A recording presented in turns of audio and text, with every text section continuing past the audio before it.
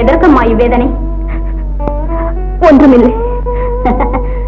எல்லோருக்கும் 2 கண்கள் என்றால் அந்த புறத்தாதிக்கு 1000 கண்கள் அம்மா. நீங்கள் எதற்கு பாதிப்படுகிறீர்கள் என்று எனக்கு தெரியும்.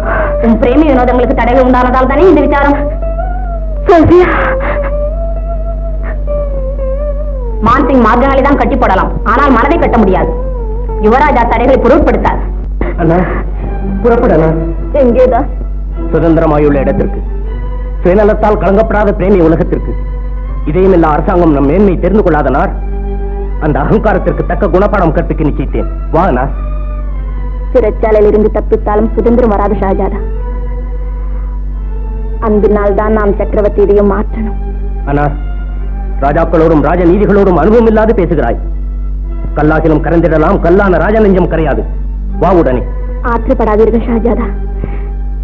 என்னை ரட்சிக்க துணிந்து நீங்கள் கூட கஷ்டங்கள் பட வேண்டாம். எனக்கு என்ன வந்தாலும் பரவாயில்லை. நீங்கள் சௌக்கியமா இருந்தால் எனக்கு அதுவே போதும். என் பேச்சை கேளுங்கள். தோல்வி அடையாத உண்மை காதலால் நாம் பிரேமியை ரட்சித்துக் கொள்ளலாம். அது முடியாது.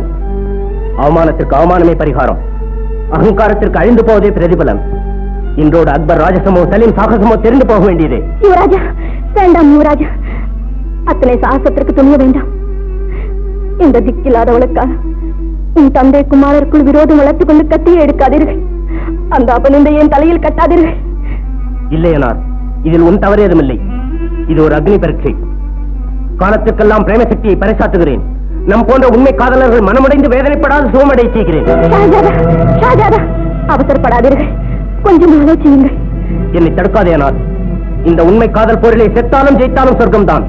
இனி முகல் சாம்ராஜ்யத்தை ஆளப்போவது அக்பர் இல்லை, சலீம்.